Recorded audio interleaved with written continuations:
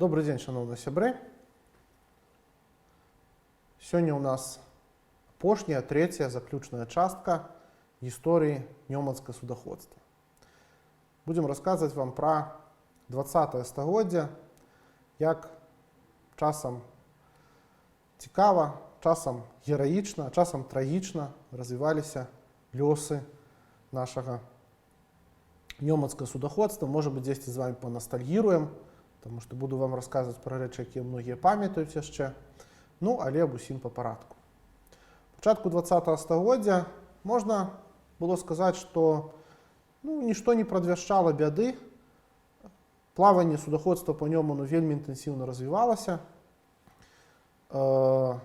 Караблі ішлі да мяжы Расійскай імперіі і Прусіі, заплывалі у раку Праголу, это адзін з притокаў Нёмана, Каралеўскі канал, доходзілі до Каралеўца, там разгружаліся, назад людзі вярталіся з грашыма, справы ішло жыццё. Можна сказаць, што уже напярэдадні Першай сусветнай вайны былі заўважаны некаторыя змены у структуры, скажем так, судоходства. Поступова, конечно, знікалі вот гэтыя нёманскія тытанікі, знікалі віціны. Ужо на фотаздымках пачатку 20-го стагоддзя віціну не ўбачыш.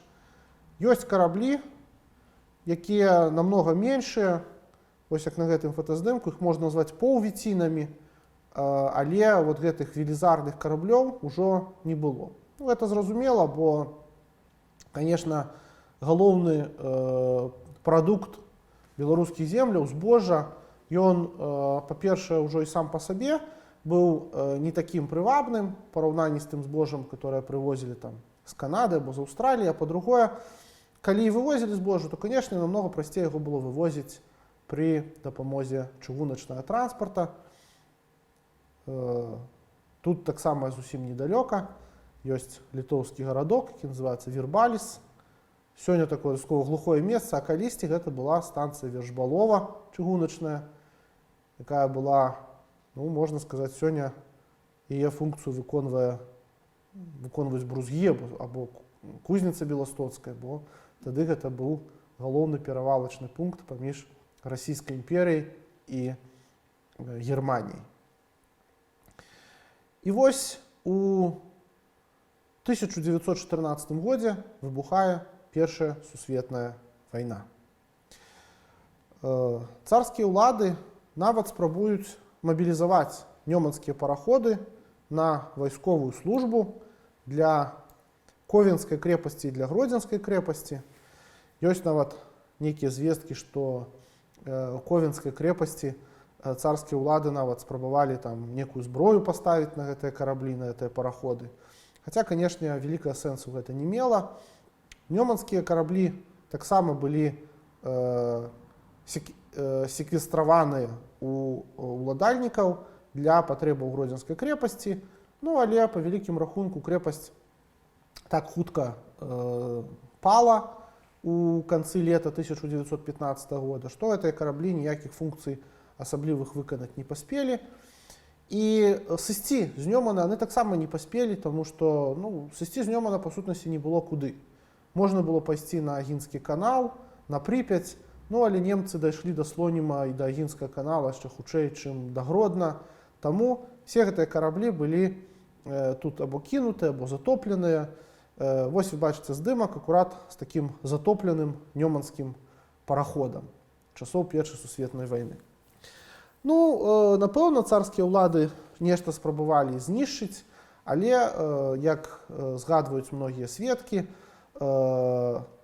мэтанакіравана царскія ўлады знішчылі толькі масты праз Нёман, бо это былі стратэгічныя аб'екты, а все астатняе, ці то была тытунёвая фабрыка, ці то быў бровар, вырашалася гаспадаром пры дапамозе хабару. Чалавек прыносіў некалькі соцень рублёў таму расійскаму афіцэру, который павінен быў узарваць фабрыку, і фабрыка шчасліва заставалася для гродзенцаў. Тое самае, напэўна, адбылося і з караблямі.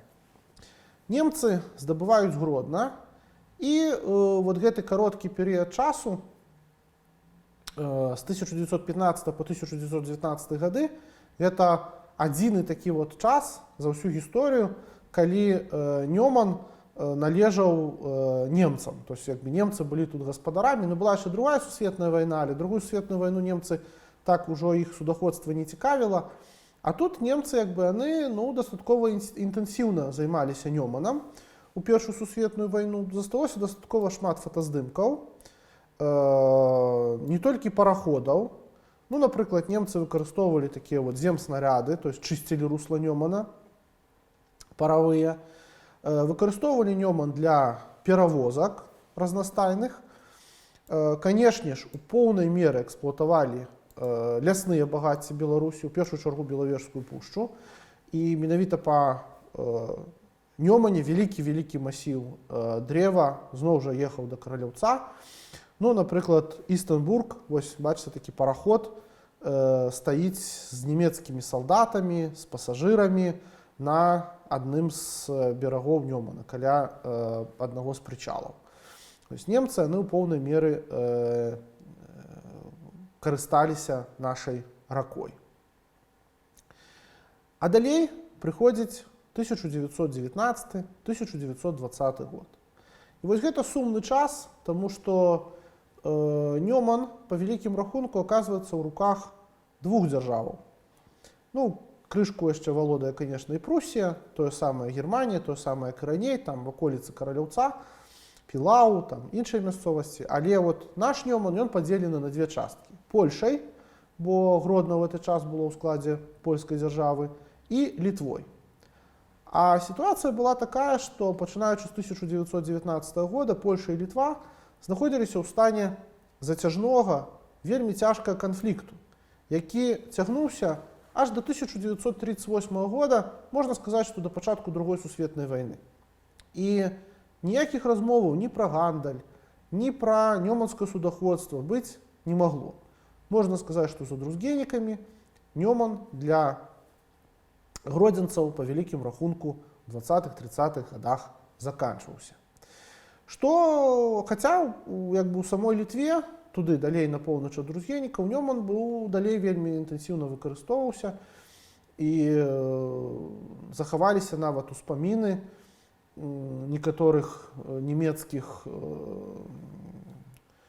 уладальнікаў караблёў, якія плавалі аж да Коўна ў 20-30-х гадах і потым на сваіх караблях уже ў 1945 годзе, калі Чырвоная армія ішла ў ўсходнюю Прусію, яны на сваіх караблях па Балтыцы адышлі на Рэйн, і да 70-х гадоў гэтыя караблі стаялі, нёманскія караблі стаялі там у заходняй Нямецчыне і там дагнівалі. Як жа нёманскае судаходства выглядала ў 20-30-е гады? Канешне, у першую чаргу ўсё круцілася вакол зноў жа дрэва, але справа ўжо была не ў сплаве дрэва да Балтыйскага мора, а ў першую чаргу мясцовым выкарыстанні. Нагадаю вам, што ў Гродні было каля 6 тартакаў, это значыць лесапілак. І кожны з іх працаваў на мясцовай сыравіне.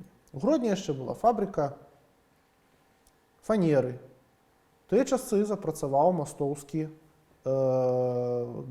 дрэваапрацоўчы камбінат.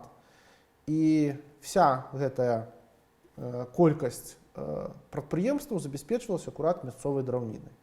Вось, напрыклад, вы бачыце, як на вуліцы цяперашняй леванабережнай, каля тартака лес, который тады існаваў, разгружаюць бярвенне з такой вялікай баржы. Бачыце, такія спецыяльныя коні, такія спецыяльныя канструкцыі, чалавек на кані, два кола, і прывязаны да іх бервяно, і гэтае бервяно дастаецца з вады.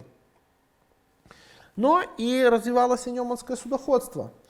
Тыя старыя параходы, якія называліся там Русалка, Султан, Баярыня, атрымалі цяпер польскія патрыятычныя назвы і паспяхова плавалі па Нёмане, вазілі пасажыраў.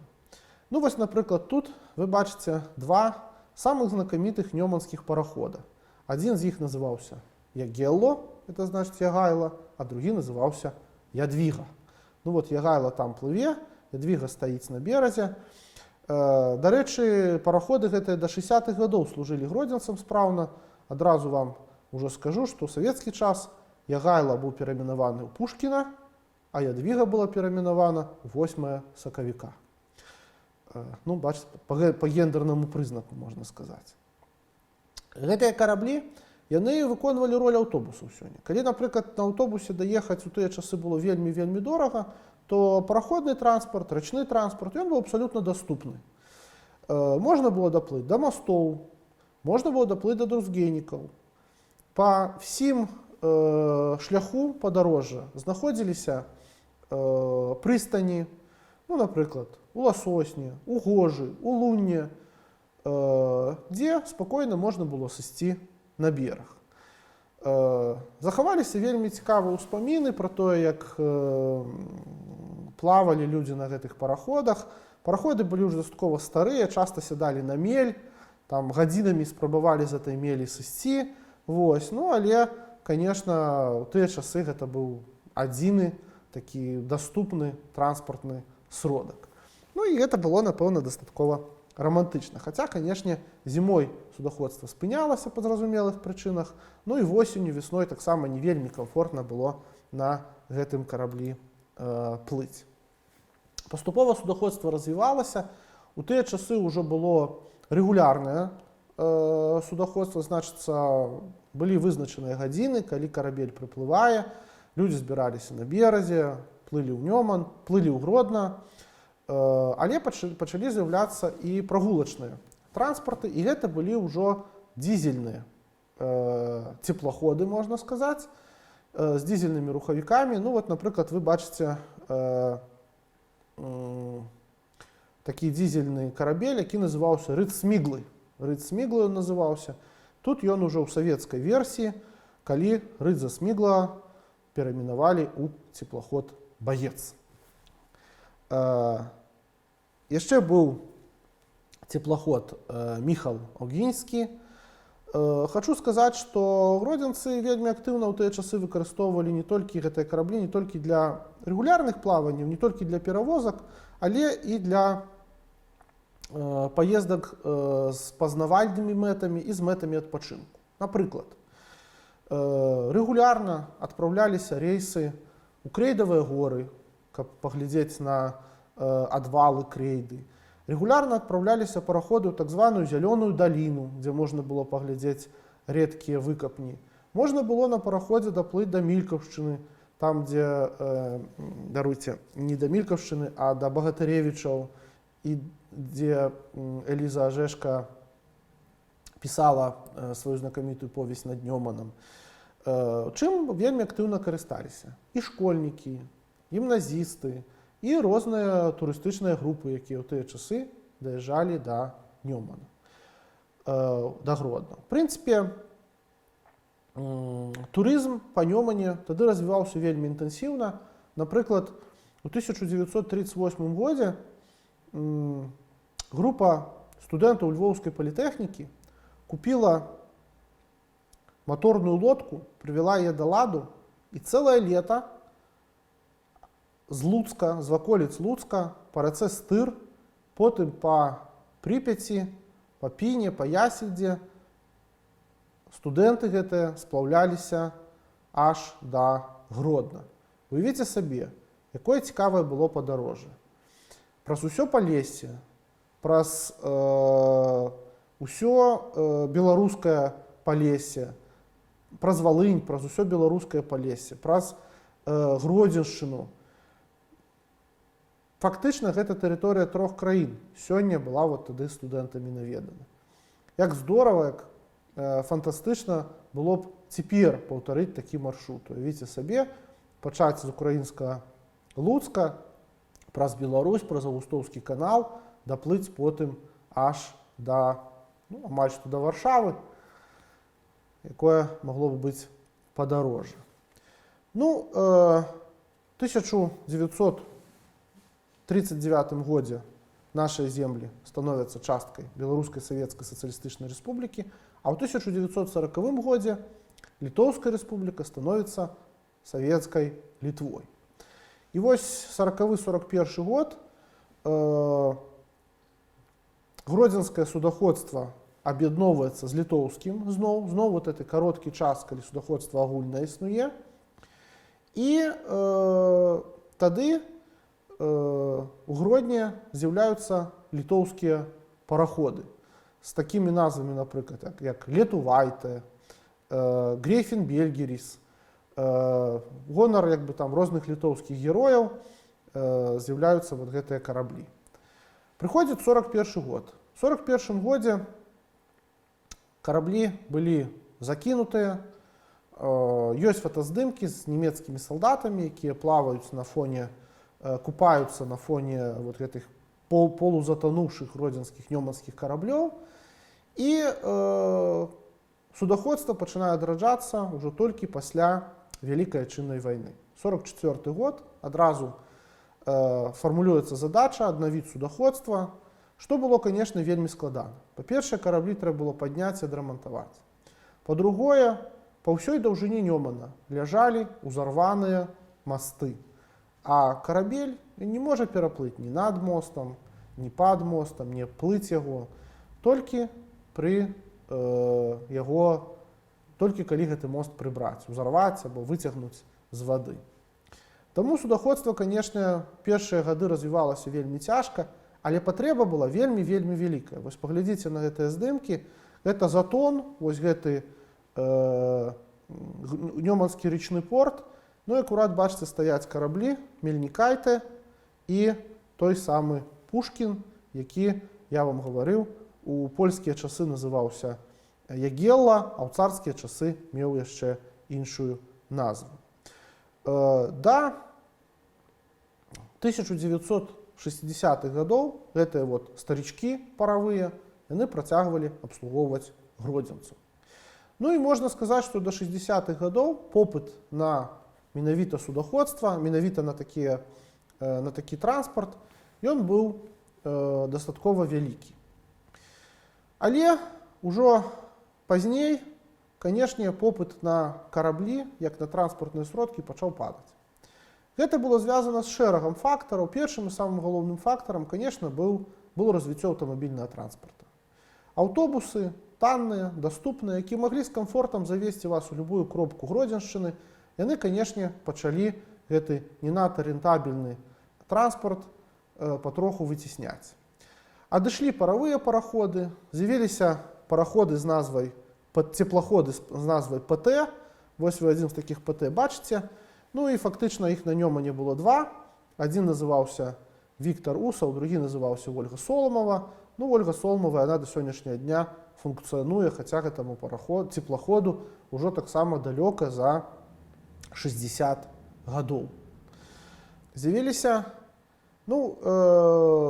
конечно, калі хтосьці з вас уже такі свядомым узросце памятае 80-е, пачатак 90-х гадоў, канешне, галоўнае, што часцей за ўсё можна было бачыць на Нёмане, гэта баржы. Баржы, якія цягнулі або штурхалі вот такія вот буксіры, баржы з пяском, са жвірам, якія забяспечвалі гродзенскія будаўнічым матэрыялам, гродзенскія будаўнічыя прадпрыемствы. Але некаторыя з вас, магчыма, памятаюць яшчэ і зарніцу на Нёмане. Ось фотаздымак такой зарніцы акурат. Это былі спецыяльныя караблі на паветранай падушцы. Іх было два на Нёмане. Это былі скарасныя, хуткасныя транспартныя сродкі. Адзін з іх плаваў бок друзгенікаў, другі плаваў бок мастоў. Это быў добры сродак, каб хутка даплыць, крыты, але з другога боку это быў жах для рыбака, таму што доўгі час пасля таго, як гэты карабель праходзіў, на Нёмане падымаліся такія сапраўдныя марскія хвалі, рыба вся хавалася, разбягалася. Ну і гэта было дастаткова небяспечна для тых, хто ў той час плаваў на лодцы па Нёмане, перапраўляўся праз Нёман, таму што такая зарніца магла сваю хвалі лёгка перавярнуць. Было яшчэ нават воднае таксі на падводных крылах, якое забяспечвала рейсы да Пышкоў. Там, дзе быў рэстаран Сосны, можна было да Гродна даплыць пры дапамозе такога вось таксі. Апошні раз Нёман саслужыў добрую службу гродзенцам як транспартная артэрыя у пачатку 80-х, канцы 70-х гадоў, калі пры дапамозе Нёмана аж з Італіі і з Японіі у Гродна траплялі канструкцыі для Гродзенскага азотна-тукавага камбіната. Велізарныя такія вось вежы, якія па ўсёй даўжыні Нёмана некалькімі буксірамі цягнулі, каб забяспечыць вось гэта наша адно з самых галоўных прадпрыемстваў. Дзеля гэтага нават спецыяльна паглыблялі рэчышча ракі, рэчышча Нёмана. Канешне, ужо з пачаткам 90-х гадоў не толькі пасажырскае нёманскае судаходства, але і судаходства такое прамысловае, транспартнае, оно пачало прыходзіць у заняпад. Сёння, на жаль, вельмі рэдка ўбачыш на Нёмане большых памераў карабель, і вядома, што галоўныя нашы спадзяванні з развіццём нёманскага судаходства мы ў першую чаргу звязваем з развіццём турызма. Вядома, што пару гадоў таму ў Гродна з'явілася рачное таксі, вядома, што закупаюцца новыя караблі, на Густоўскім канале плануюць з'явіцца новыя караблі. Будзем спадзявацца, што судаходства хаця б у такім вось турыстычным варыянце, яно на Нёман вернецца абавязкова, і будзе вельмі добрая, цікавая атракцыйная магчымасць для і турыстаў, і гродзенцаў паглядзець на наш цудоўны горад з нёманскіх хваляў, даплыць па Нёмане, па Густоўскім канале і да Друзгенікаў, і да польскай тэрыторыі, а магчыма, хто-небудзь калі-небудзь збудуе і віціну на ёй праплыве, збудуе плот, праплыве на ім па Нёмане, а можа быць, зробіць і паўторыць тое падарожжа, якое 80 гадоў таму зрабілі студэнты Львоўскай політэхнікі, даплыўшы аж з украінскага Луцка, з Валыні да Гродна, а потым да Варшавы на сваёй маторнай лодцы. Вельмі цікава было б такое падарожжа паўтарыць, яно было б для нас таксама вельмі сімвалічным, тым, што мы аднаўляем старыя кантакты, старое сяброўства, і гэта для нас цікавая перспектыва на будучыню. Вось такой была кароткім пераказе гісторыя нёманскае судаходства. Дзякуй вам за тое, што паслухалі мяне. Калі ласка, не хварэйце, жадаю ўсім здароўя і поспехаў.